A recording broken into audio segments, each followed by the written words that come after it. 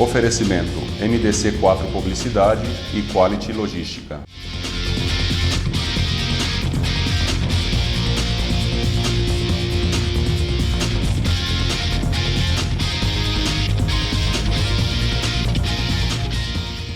Olá, sejam bem-vindos ao programa Logística em Foco. Hoje nós vamos falar um pouquinho para vocês sobre papel e celulose, especificamente sobre a Klabin.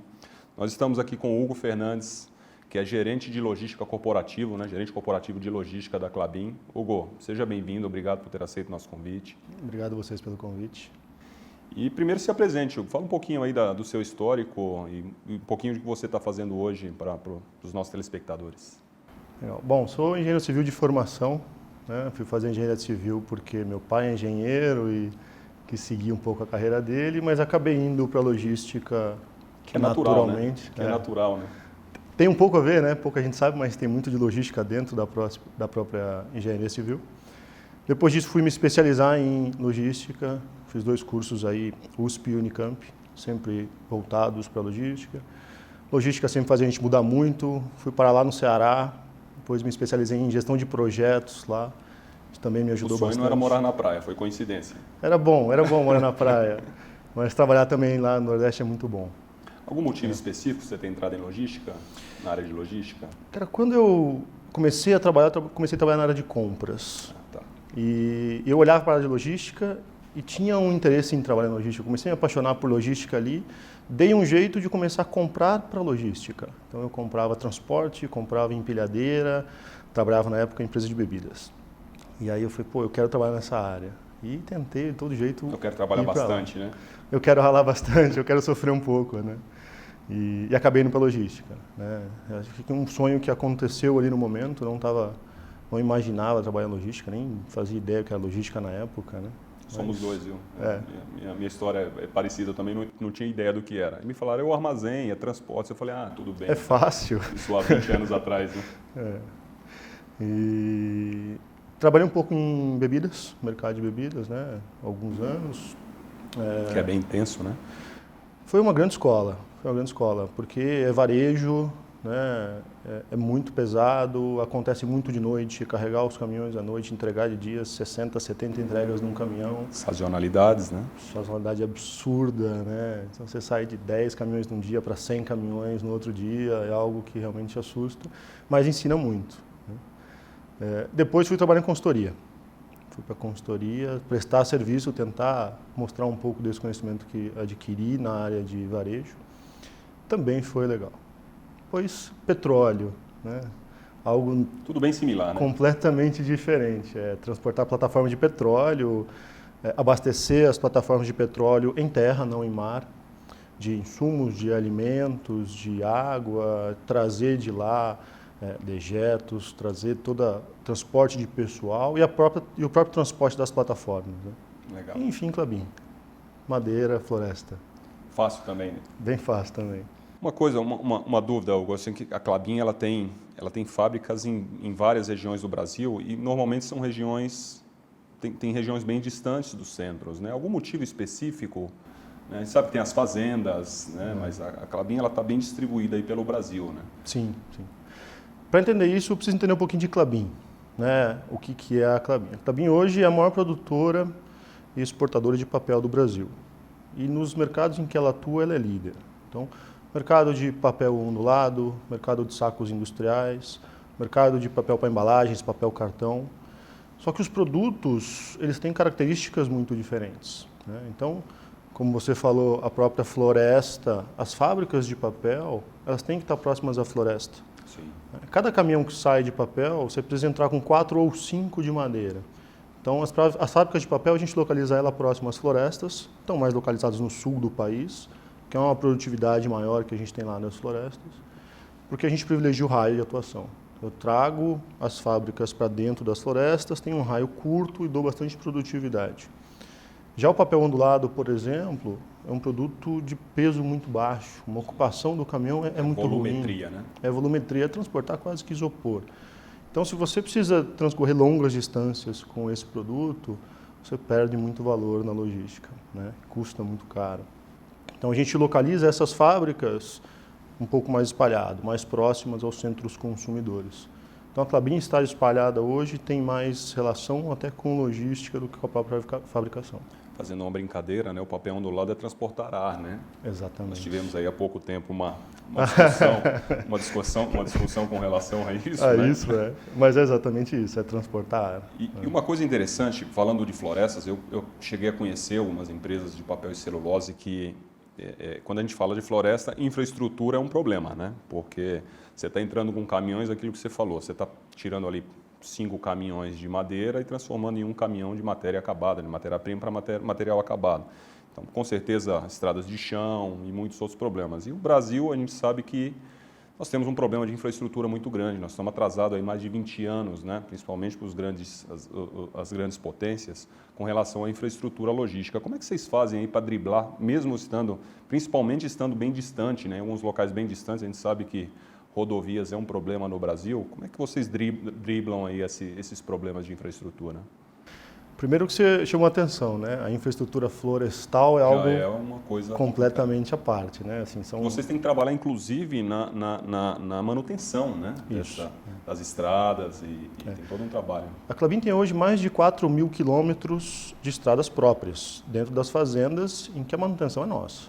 Constante. Então, existe uma equipe enorme de planejamento dessas estradas, por onde elas vão passar, porque tem toda uma lógica por trás, de manutenção dessas estradas, do tamanho, largura dessas estradas, que tipo de cascalho você põe, que tipo de pedra. Então, é um negócio... Função de peso e quantidade de veículos passando por quanta hora. madeira eu vou tirar de lá. Então, tem toda uma lógica por trás bastante complexa. Existe uma área específica fazendo isso hoje? Existe. É de logística? É de logística florestal. Dentro da diretoria florestal, a gente tem uma área específica de logística florestal que cuida do planejamento florestal. E aí lá eles olham muito que tipo de madeira eu preciso colher, porque, além de tudo, você tem um tempo de cura da estrada. Então você não pode construir a estrada hoje e passar com o caminhão daqui 2 dias. Não dá para fazer com o poder público, né? Não dá. Não dá porque não funciona, a gente vê.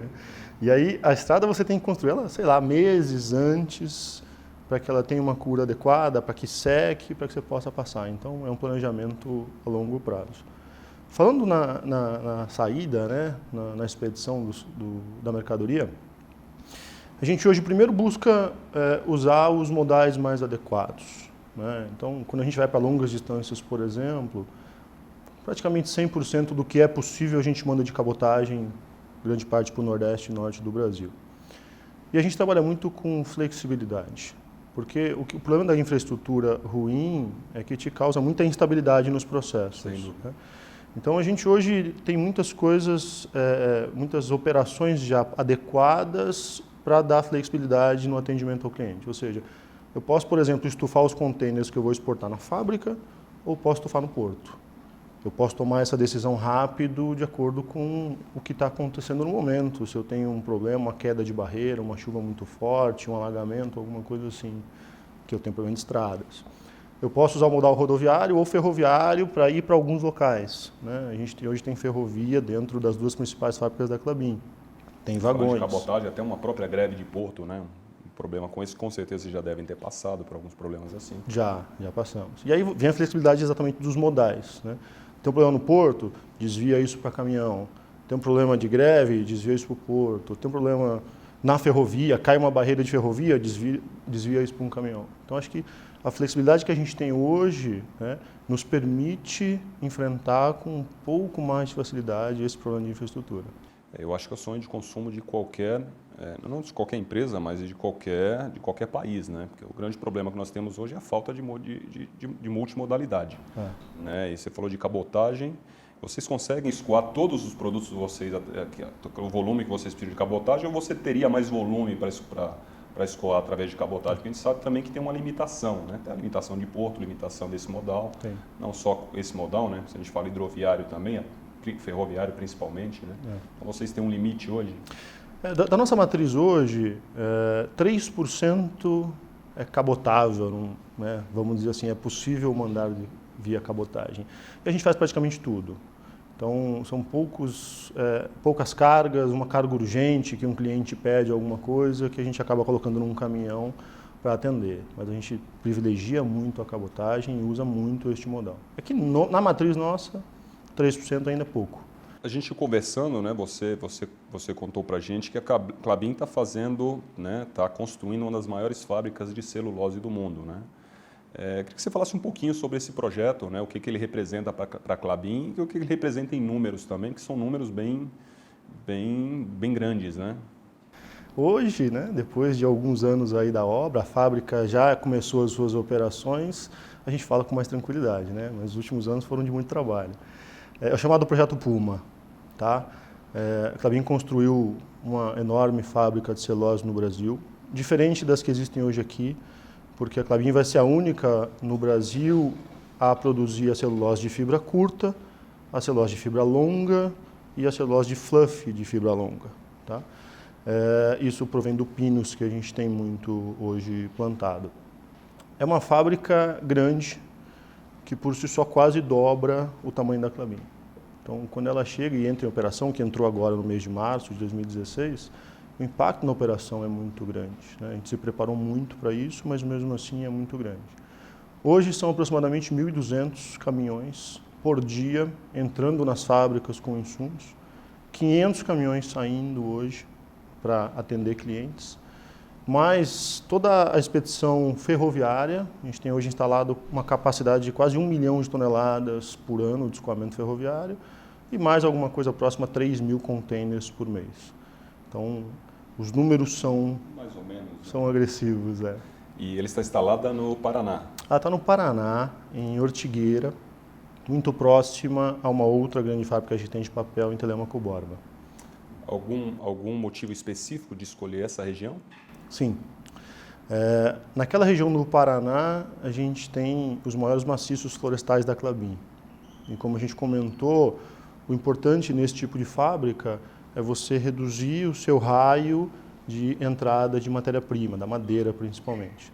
Então as duas fábricas estão localizadas praticamente dentro das nossas florestas, o que ajuda muito a gente na produtividade da logística florestal que abastece as fábricas de madeira. E ali você consegue fazer cabotagem também através do Porto de Paranaguá? O Porto de Paranaguá é o nosso principal porto hoje, a gente usa outros portos, mas é o nosso principal ponto de escoamento. A gente tem uma área lá na cidade de Paranaguá, com capacidade para quase 60.000 toneladas de armazenagem, que a gente vai usar para celulose. Tem ligação ferroviária direta dessas fábricas para o Porto de Paranaguá e a gente usa bastante o porto tanto para exportação quanto para cabotagem. Legal, esse assunto é bem interessante, nós temos que ir para o nosso intervalo e eu queria falar um pouquinho do que representou para a região também, né? Do que todo esse investimento representou ali para a região. Nós vamos para o nosso intervalo e voltamos já já.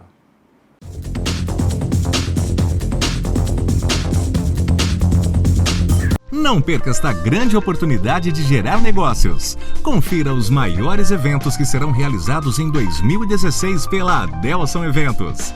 De 21 a 24 de julho, 13ª FEICAD, Feira do Imóvel, Construção, Condomínios, Arquitetura e Decoração. De 18 a 21 de agosto, Feira de Noivas e Festas de Jundiaí e Região, Beleza, Estética, Show Hair. De 16 a 18 de setembro, Feira Educando, escolas, faculdades, universidades, serviços e produtos para a educação. De 26 a 28 de outubro, 6ª edição Brasil Log, Feira Internacional de Logística. Reserve já o seu estande, diretoria@adelsoneventos.com.br 7750-2060. Realização e organização, Adelson Eventos.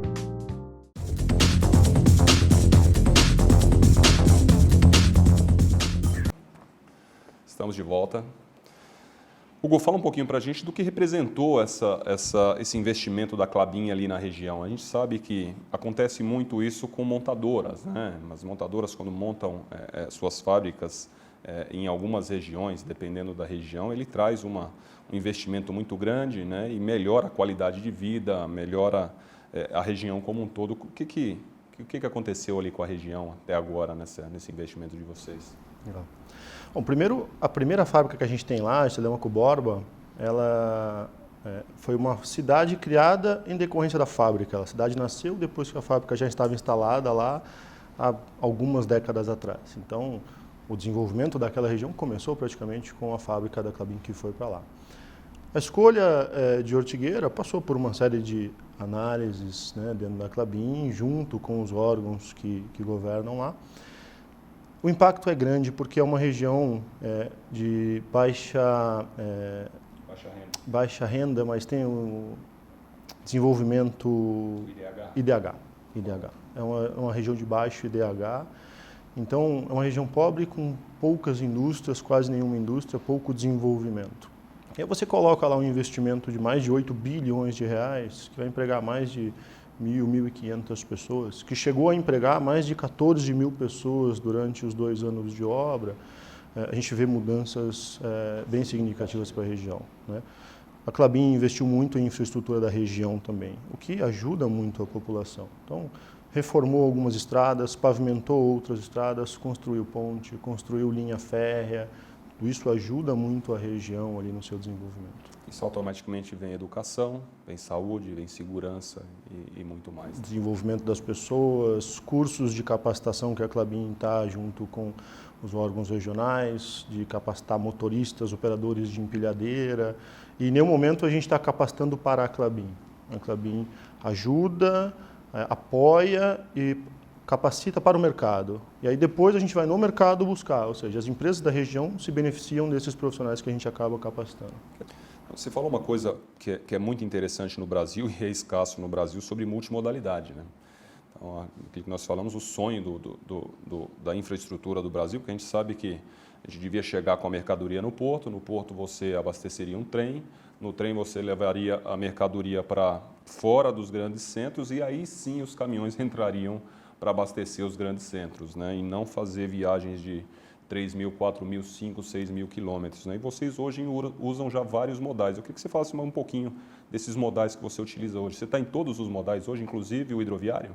Hidroviário não. Não. Hidroviário não. Mas eu costumo brincar que, para quem gosta de logística, a Klabin é um grande parque de diversões. Sem né? dúvida nenhuma. Bastante complexo, mas... Você não precisa sair do Brasil para ver isso então, né? Não precisa. A gente tem a logística florestal, né? Como a gente falou, dificuldades lá de planejamento florestal, construção de estradas, pátios de madeira no meio das florestas, uma dependência muito grande do clima. Se chove é um tipo de operação que a gente faz, se não chove é outro, completamente diferente. Depois você vai para dentro das fábricas, toda a movimentação, então movimenta pallets muito leves lá de papelão ondulado e bobinas extremamente pesadas, então empilhadeiras de todo o tamanho. 7 toneladas. 5, 6 toneladas. Transporte rodoviário, cabotagem, marítimo, ferroviário. Então, a Klabin tem frota própria, a Klabin tem vagões, a Klabin tem locomotivas, como eu comentei, construiu a própria linha férrea para ligar na Central do Paraná, que é a principal via de escoamento. Então é um grande playground para quem quer ali se divertir. A nossa matriz é um pouco melhor do que a média nacional, né? Como eu comentei, 3% é cabotagem. É praticamente tudo que a gente pode fazer, a gente faz. Existe a capacidade integral, claro, do modal. Do modal. 37% a gente faz rodoviário. Tá? Os outros 60%, eles são basicamente destinados à exportação. Aí existe uma divisão quase que 30-30. 30% eu faço rodoviário mais marítimo. E os outros 30% eu faço ferroviário mais marítimo. Uma pergunta, o Brasil, claro, né, tá vivendo no último ano, né, e a gente infelizmente ainda tem alguns problemas ainda econômico, político, financeiros, né, aí para frente. Qual que é a estratégia da Klabin para estar ultrapassando esse momento aí complicado no Brasil? Com certeza vocês devem ter começado o planejamento bem antes, né, mas como é que a Klabin está vendo isso? Como é que vocês estão vendo isso na área de logística e o que vocês estão fazendo para ultrapassar esse momento difícil? A Klabin é uma empresa bastante flexível, né? Os seus produtos, os seus clientes estão espalhados tanto no Brasil quanto fora do Brasil. E a logística tem que vir suportar tudo isso, né? Eu acho que o principal diferencial que a gente tem hoje na logística é suportar essa flexibilidade que a empresa demanda, que a área comercial demanda. Ou seja, eu posso hoje virar minha operação de exportação para mercado interno muito rápido. Eu posso deixar de fazer uma estufagem na fábrica e fazer no porto muito rápido. Então a gente tem hoje uma cadeia logística desenhada e instalada, pronta para operar, e a gente opera ela o tempo todo, que tem muita velocidade. É claro que ela tem os seus limites, mas um grande volume de exportação, se jogar para o mercado interno ou o inverso, respondendo a essa instabilidade financeira que a gente vive hoje, é totalmente possível. Então, eu acho que esse é o grande diferencial que a gente tem. Um segundo que eu destaco que é a relação que a gente tem com os nossos fornecedores, né? Nossa relação é sempre pautada a uma relação sustentável, uma relação de longo prazo, num ganha-ganha muito claro. Isso não quer dizer que a gente não é extremamente agressivo nas negociações, mas a gente valoriza os fornecedores que trabalham com a gente de forma séria e trabalham a longo prazo. Então isso é bom, porque quando eu tenho um momento de instabilidade, que eu preciso rapidamente reagir a alguma mudança no mercado consumidor, os fornecedores estão com a gente, porque eles sabem que daqui a pouco eles contam com a gente de novo. E nós temos cada vez mais pessoas interessadas em trabalhar com logística no Brasil, né? A gente vê que, infelizmente, vieram alguns cursos aí, mas poucos cursos, né? São os cursos tecnólogos, logística ainda na parte educacional é um problema, né? Porque a gente não tem, a logística ela está ainda ligada aí, a gente não sabe se é em administração, em o que é. Mas quais são as dicas que você dá aí para uma pessoa que quer entrar Primeiro vamos falar do jovem e até da pessoa mais velha. Eu tenho várias pessoas, às vezes, aí com 50 anos de idade que me perguntam, né? Poxa, como é logística? Como é que eu faço para entrar? Quais são as especializações que eu preciso ter para trabalhar com logística, né? E às vezes a gente ouve, né? Logística é transporte, né? Uma confusão. A gente ainda ouve ainda no Brasil que logística é transporte. Mas quais as dicas que você pode dar como profissional para as pessoas que querem adentrar, tanto os jovens quanto as pessoas que já estão em uma outra área, mas que querem conhecer um pouco mais sobre logística e trabalhar na área? Como a gente brincou no começo, né, logística não é fácil. Assim como qualquer outra profissão, tem os seus desafios, né? O vendedor trabalha na sexta até às 17, né? Para a gente começar a trabalhar. A gente começar a trabalhar no final de semana. Eu acho assim, primeiro eu diria paixão. Logística, eu não conheço ninguém que trabalha com logística por dinheiro.